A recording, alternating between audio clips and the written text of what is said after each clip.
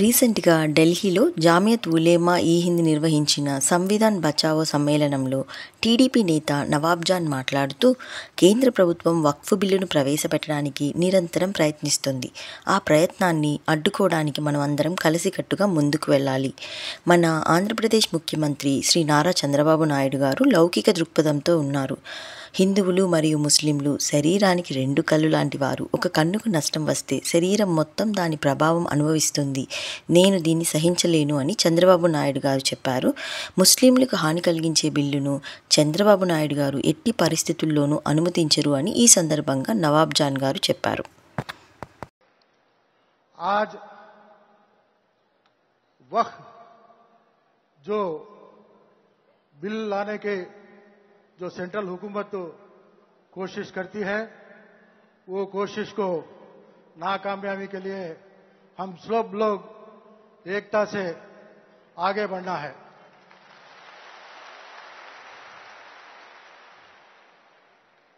इस देश के आजाद में हम सब ज्यादा से ज्यादा हिस्सा मुसलमानों भाइयों का हिस्सा है। खासकर हमारे उलमा इमा हाफिज कुरान लोग बहुत कुर्बान, तन मन धन सब कुर्बान किए हैं। ये सबूत हम नहीं बोलते हैं। आपके दिल्ली के इंडिया गेट में जो गेट के ऊपर 80,000 लोगों का नाम मुसलमानों भाइयों शहीद इस देश के आजाद के लिए कुर्बान दिए हैं।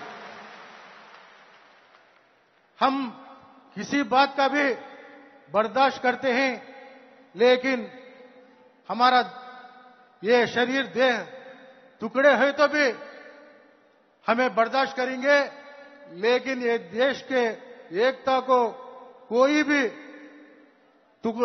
तोड़ने की कोशिश करे तो आखिर को हमें जान देने को भी कुर्बान नहीं बोल के इस मजलिस से मैं सेंट्रल हुकूमत को बोल रहा हूं। आज हमारा भारत देश ऐसा देश है जो गुलदस्ता जैसा है। हमारा हुजूर कहते हैं, हमारा कुरान कहता है अल्हम्दुलिल्लाह रब्बिल आलमीन। कभी भी कहीं भी अल्हम्दुलिल्लाह मुसलमान बोल के कहीं भी नहीं बोले हैं। मुसलमान अल्हम्दुलिल्लाह रब्बिल आलमीन बोल के हैं। सबको अपनी नजर से, एक नजर से देखो, सबको हिंदू मुस्लिम सिख सबको भी लेकर आगे चलो बोल के उन दिनों में जो हमारे हुजूर नबी सल्लल्लाहु अलैहि वसल्लम ने हमने रास्ता दिखाया है, वही रास्ते से हमें चल रहे हैं। लेकिन हमारे ये भारत देश की बदकिस्मती है, पिछले 10-12 साल से जो नहीं होना था वो होने की कोशिश करे हैं। लेकिन हमें मुसलमान हमारा जान इस देश के आजाद के लिए कुर्बान दिए हैं, लेकिन हमें कभी भी आके आपके पास हाथ नहीं फैलाए। हमें इस देश के आजादी के लिए, इस देश के आगाजी के लिए हमें हाथ बढ़ाए और हमारा हाथ ऐसे ही करके आज तक चले आ रहे हैं। लेकिन आज जो हो रहा है, आप सब लोगों को मैं इस समय बताना चाहता हूं, हमारे वजीर आला नारा चंद्रबाबू नायडू साहब एक सेक्युलर माइंड के आदमी हैं।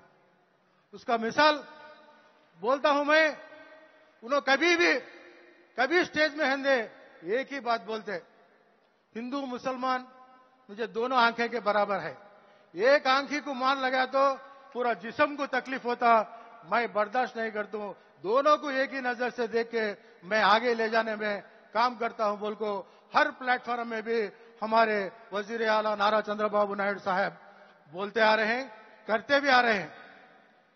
इनके हुकूमत में मुसलमानों को जो फायदा पहुंचता है, कोई भी हुकूमत में पिछले हमारे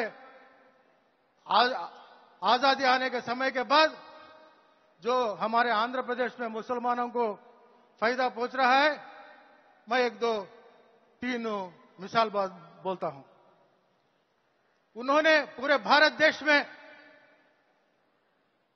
मौजन और पेश मामलों को हानरी के एक उनको तनख्वाह देना बोल को इज्जत माफ से हर महीना भी उन्होंने ये लागू किया है। हर महीना भी मौजन पेशमाम लोगों को गवर्नमेंट की तरफ से हानि देना है।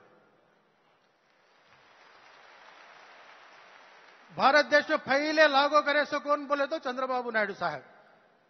और रमजान का महीना आता है, रमजान का महीना है तो जो आंध्र प्रदेश में कितने मस्जिद हैं कि हर मस्जिद को भी रमजान के महीने में जो चूना मारते कुछ रिपेयर है तो हर मस्जिद को भी हुकूमत की तरफ से कुछ ना कुछ लाख रुपए जो मस्जिद का वो ये रहता वो इससे हर मस्जिद को भी हुक्म दिया जाता था। रमजान के ईद के समय चंद्रना रमजान तोहफा बोल के हर गरीब भी रमजान की ईद खुशी से गरीब मुसलमान कल्याण बोल के हुकूमत के जानिब से हर मुसलमान को परिवार को रमजान तोहफा चंद्रना बोल के दिया जा रहा है। और खासकर जो मुसलमानों बच्चों में मुसलमानों तकवे में ज्यादा से ज्यादा गरीब तबका रहता है, उसमें अच्छे बच्चे पढ़ लेने वाले रहते हैं लेकिन इनके पास मालियती हालत बराबर नहीं थी।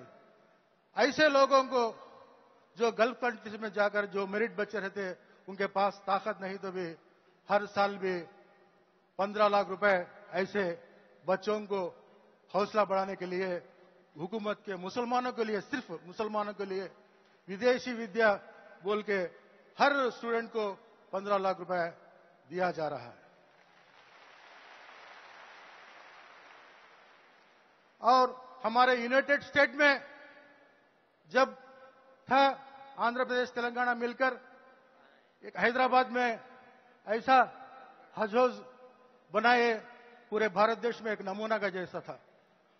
जब हमारा स्टेट टूट गया अलग हो गया तो जब उस समय हमें जाकर सर हमारे को हज हौज नहीं बोले तो जब उन्होंने आंध्र प्रदेश में 23 डिस्ट्रिक्ट्स में एक हज हौज था हैदराबाद सिटी में।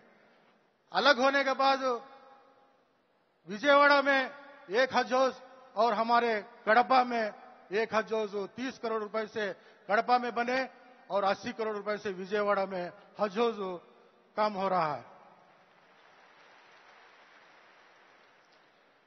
ऐसा इंसान हमारा वजीर आला जो मुसलमानों को कुछ नुकसान पहुंचने की बिल पर उन्होंने किसी हालत में भी उन्होंने उसे लागू नहीं होने देंगे।